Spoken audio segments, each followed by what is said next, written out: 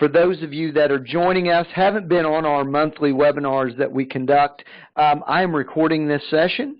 I will also have it available to you in a PowerPoint version with clickable links so you can go to the resources that you might need in this presentation. It's great to be with you. In fact, we've got a group, I think one of the largest we've ever had, on an increasingly important topic, and that is member onboarding.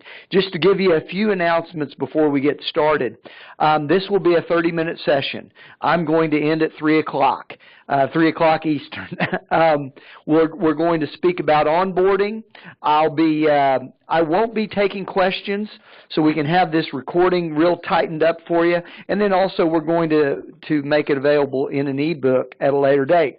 Hey, so let's get started. To give you a little bit of context, I want to tell you about where the Moery Company is and what we've been doing. And this actually gives us the content to provide this information to you. We sell millions of dollars annually in memberships, sponsorships, exhibits, and ads, primarily for trade associations. And that's kind of what I'm going to focus on today. And many of you work in trade associations, so I think it's a good fit. And in making those sales outreaches and calls and marketing emails and direct emails, we're going to make more than 250,000 contacts this year doing this. And increasingly, some of our clients are asking us to do membership renewal for them. So we're onboarding and renewing their members. This has enabled us to give some advice to some of the best associations in the world. So that's where I'm coming from. This is not only like I'm going to give you some advice and things I've learned over 20 to 30 years in association business. I'm going to tell you about the things we're doing this afternoon at the Moery Company that are working well for our clients. Here are some of the takeaways, just some of the general items. One is, I'm going to give you some data and some information about renewal in engagement and onboarding. I'm going to riff on some of the onboarding practices that we're seeing that work. It's going to be kind of an organic part of the session. And then I'll talk about a retention program that worked for us with 100% renewal rate on first-year members, and then how you might build a program for your own association, the steps you're going to take to develop a great onboarding program. First of all, let me make this statement. You know, I've been in the association game now for a couple decades, and there was about 10 or 15 years ago, there were folks saying, hey, the membership model's dead. The membership model's dead. Millennials aren't joining. Companies aren't joining. And in fact, we ought to go to a freemium model and just sell products and services. I did not agree with that then. I don't agree with it now. Especially advocacy organizations that want public policy influence, and they want to make things happen. They need the resources from membership dues to make that happen. And now what you see, and this is some data from the Marketing General Membership Marketing Benchmark Report. Great study. Folks, go download it. Those good people over there do a great job of pulling some data together, and I'm going to cite some of it. They're reporting that half of all associations are reporting an increase in their membership. And those groups that are saying that 50% are also, in many cases, the organizations that are expressing an increase in their acquisition and their retention rate. So make no mistake, membership is feasible, it's a sustainable model, and in fact, I would make the case that if you're not growing right now, we really have to have some serious conversations about the value proposition. And does it resonate? Your membership categories, and are they still reflective of the industry and people that are working in it? And are your dues levels current and modernized? Okay? If they're not, that's what you might be seeing in terms of your decrease in membership. Because remember, before we talk about onboarding, remember how hard it was to get them in the first place. In fact, here's some numbers from the Moery Company. Right now, we're closing about 70% of all the membership leads that come into our pipeline. And what I mean by the pipeline is once they start to have a two-way conversation with us about membership, they're now in the pipeline. We're closing 70% of those. It takes about 90 days to close a membership. Now, again, we're focused on trade associations, businesses joining the association. Takes about 90 days, and in some cases, these are tens of thousands of dollars in membership dues. And it's taking about 10 activities to a dozen to close. That does not include marketing emails or drip campaigns. These are direct communications with the prospect. So if we're working that hard, folks, if we're working that hard, we've got to be able to keep them. And that's what we're going to talk about. The good news is the average trade association retention rate, again coming from that MGI study, is about 90%. Median and mean. And in fact, I was joking with another association exec the other day. I haven't heard anybody that has lower than a 90% retention rate for the last 5 years. Now, I don't know if we're all using association math and lying to each other, or that's really what it is.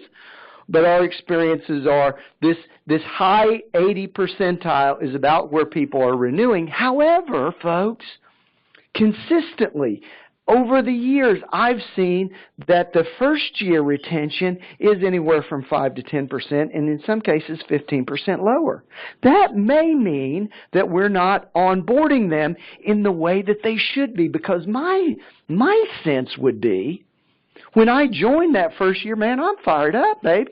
I want all these things. I want these services, these benefits, these programs. I did this intentionally of joining this association. So bang, that bottom part, that is the opportunity for us to improve. When you talk to other associations about how they're onboarding, obviously the email welcome kit is uniform, virtually uniform. I don't know what the other 18% of the people are doing. But you also see invitation to the members-only section of the website, a phone call, a mailed welcome kit, still viable, and the opportunity to create a membership profile and set up your place on the database, all parts of the membership onboarding process. Here's something that jumped out at me in the research that I wanted to pass along to you, and that was this. Look at how your members are increasing their engagement. They're participating in social, 70% increase, or associations, 70% of the associations are reporting an increase in their social network engagement, 60% on professional development. Their private networks, the private communities that you might have on your website or on your platform are growing, and webinar attendance. Folks, when we start talking about the specifics around our onboarding program, this stuff should be in here because this is where the game's being played right now. Now, my experience talking with our team, why are they not renewing? Well, I'm telling you why. They're saying something pretty darn clearly, and that's this. It's not worth my time or money. Time and money. Lack of engagement, not enough proven return on investment, budget cuts. Sometimes I think that's frankly a smokescreen. No one told me they were lapsed. We hear that often. Not often, but more than you would expect. And what I've learned is often when they don't renew, we don't go back to them. That, in our experience in terms of membership recruitment, that's one of the very best opportunities, is go back to former members. We're not communicating with them or recruiting them back into the organization very well. And I know that's more about renewal than onboarding, but they're all connected. Here's what I like about this. These things at the top, the lack of engagement and not enough ROI, that is something that we can solve. That doesn't affect budget cut. It's not affected by budget cuts and these other things. We can directly take care of that issue. So, let's go into some of these practices that I've seen work for associations like yours. First, let me be very clear on this one. This requires an intentional commitment on your behalf. This is a separate process. That onboarding is a separate activity. Engagement over the first 60 days, we got to have it happen in the first 60 days. I might even make the case 30 since I'm talking today about it. Has to happen. So our onboarding process should measure engagement first, and renewal is really the secondary goal, because we know that if they get engaged in the first 60, renewal is almost a certainty, or it's much more likely for sure. The other thing that I want is I want that onboarding process to be so good that they're going to be engaged in some of our products and services. And when that happens, our non-dues revenue opportunities are going to go up. So, intentionally, what onboarding is not about is what I probably put together in my own career. Hey, ring the bell, sign them up, send them everything we have. That actually is driving down their return on investment and their value. It's actually decreasing the value of the association, because now they think, oh, you know what I did? I spent a bunch of dues money just to be put on a marketing list and getting a bunch of junk. Here's the other thing. I'm starting to see that membership onboarding is really a part of overall membership development, that now is including recruitment and onboarding and engagement and renewal cycle. What I want this onboarding process to do is, and for you to maybe consider, is this. I want to reinforce and deliver on why they joined. If you've been with me before and been on any of our other monthly webinars, you might have heard this. I believe, because I've been recruiting members for so long now, that primarily members and trade associations join for one reason. They may keep engaged and they may renew for a number of things that they've learned about over time, but fundamentally, they join for one thing. It could be development of new clients. It could be that there's a regulatory issue in California that's burning their house down as a company, right? It could be because the CEO wants to be on the board of directors, raise the profile, whatever it is, it's one reason. And we've got to deliver on that onboarding process as much as we can for that one reason. The other thing I want us to make sure that we think about when we design this onboarding program is that we're communicating with as many people in that organization as possible, because you know what happens. One of the fundamental weaknesses that we have is when we get somebody to join, we have the lady that wrote the check, and maybe the guy that's the CEO, and maybe the government affairs person. Oh, by the way, this is a public company with thousands of employees. We don't have a deep enough bench. What if somebody leaves? What if somebody gets fired? We don't have enough people engaged with the association. The opportunity to get more people involved and become familiar with the programs and services, for crying out loud, that you're developing for this industry, is during the onboarding process. And here's the other thing I want to think about as a theme. Segmenting them early on. I'm going to give you a quick story. I've been going to the same place to get my hair cut for about, 5-6 years. They do a great job. I love them. However, they send me marketing emails. And by the way, I'm 20% of their clientele. It's probably 20% males, 80% females that walk in there. And I get marketing messages about hair braids.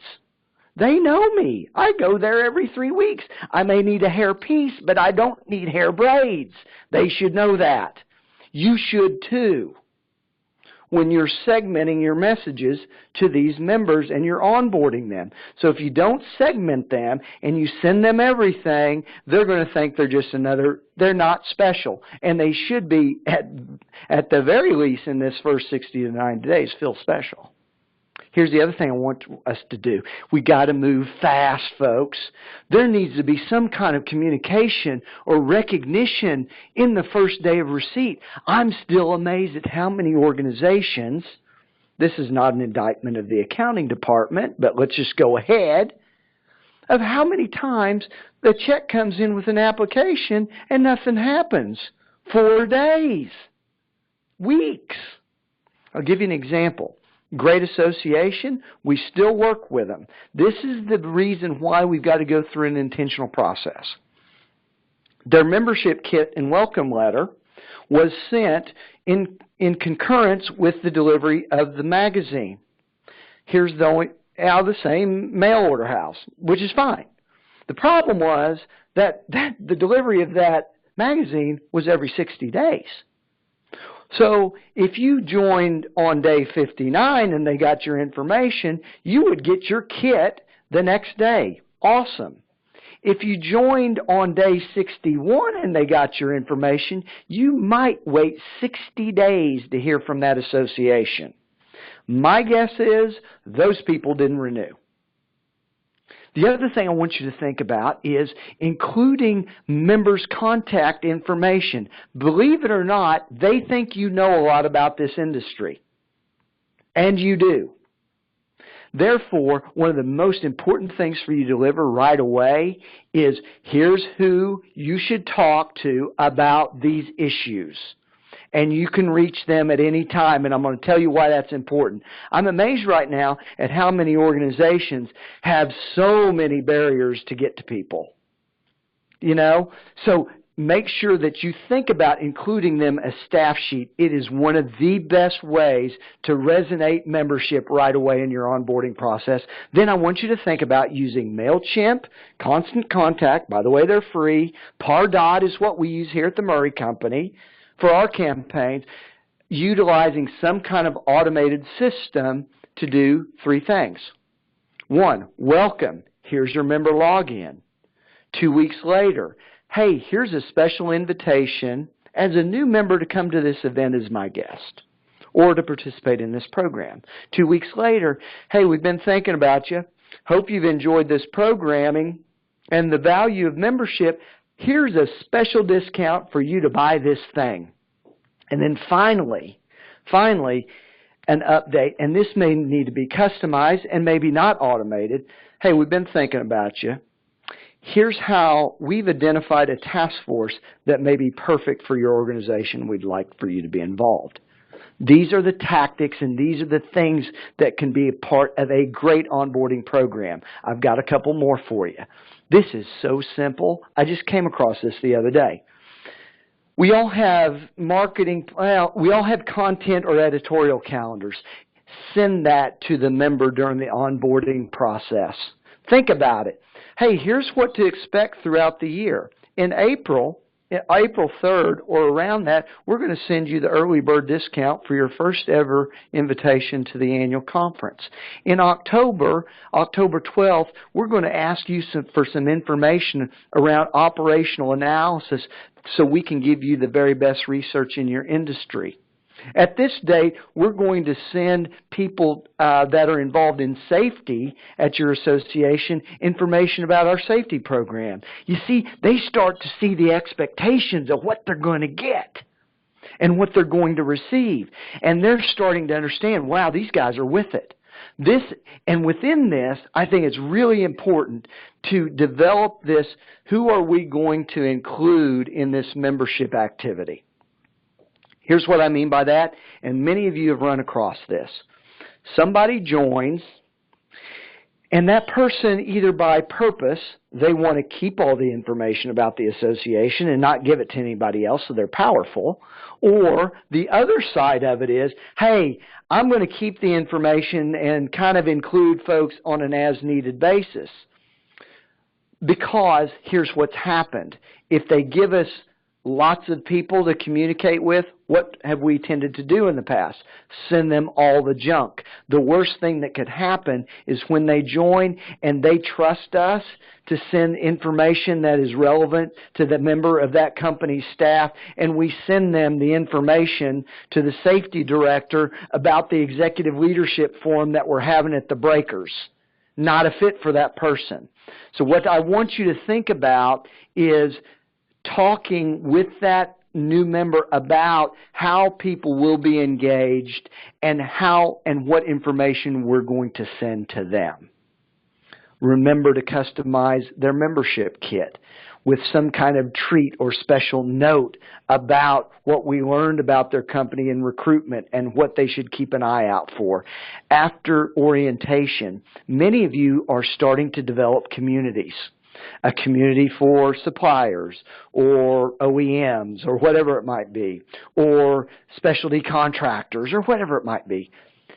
Develop a special community for new members.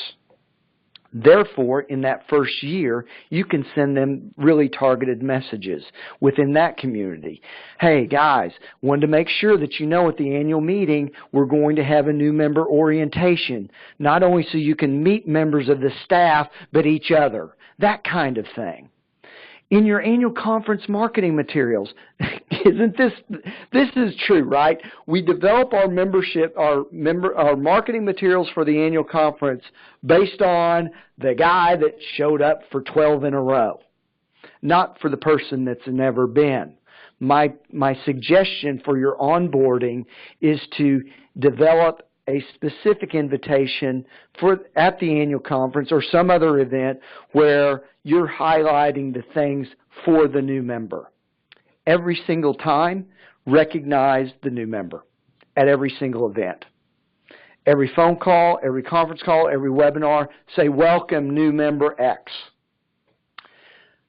I want you to demonstrate value because onboarding is looking a lot like sales. Remember how we use referral in the sales process?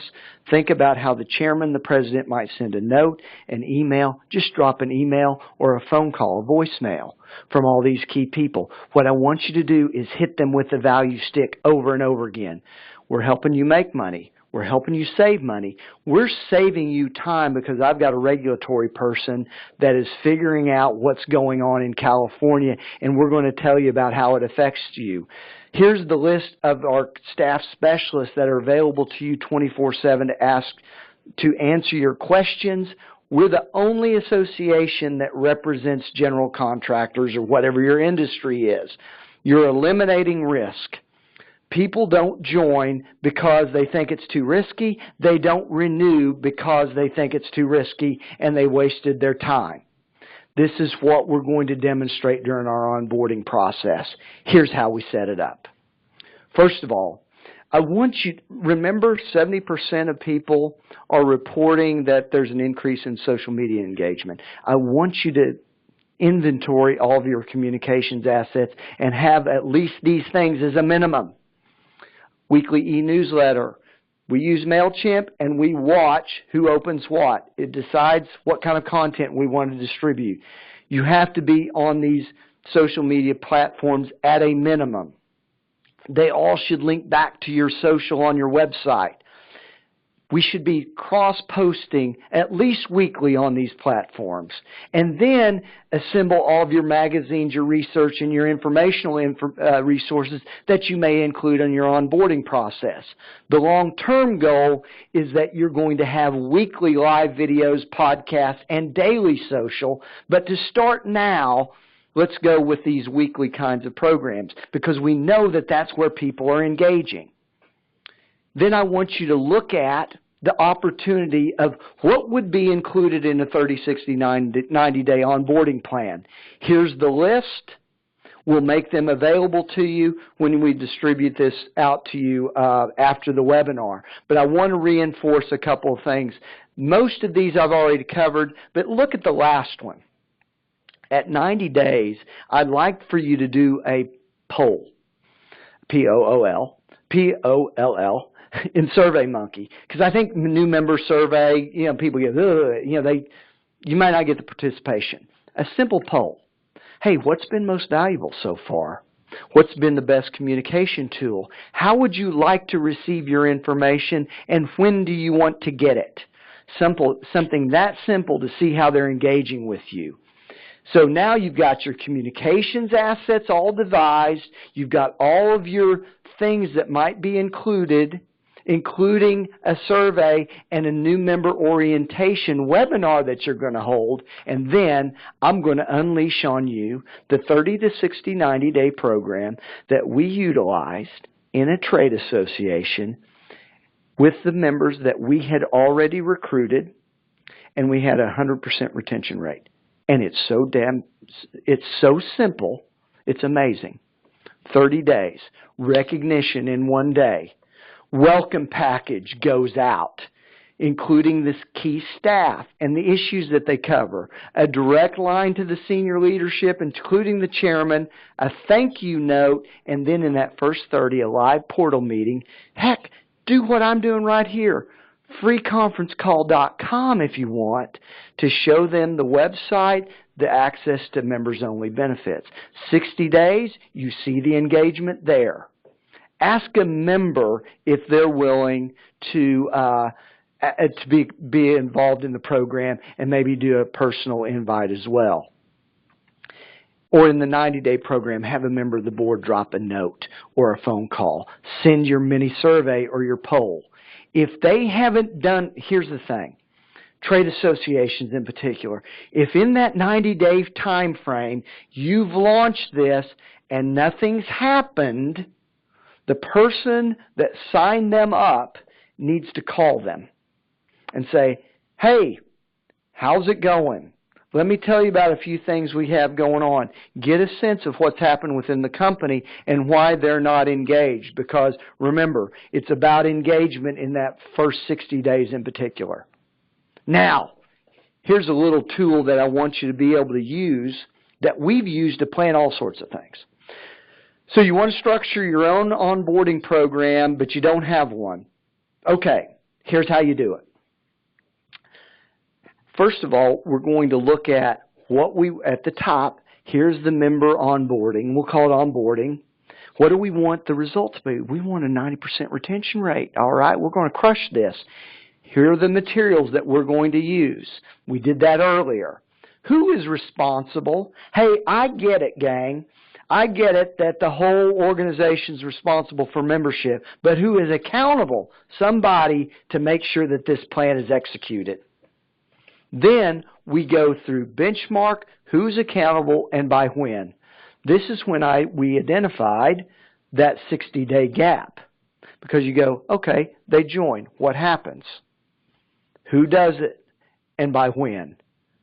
Okay, what happens next? They get a phone call. By whom? By when?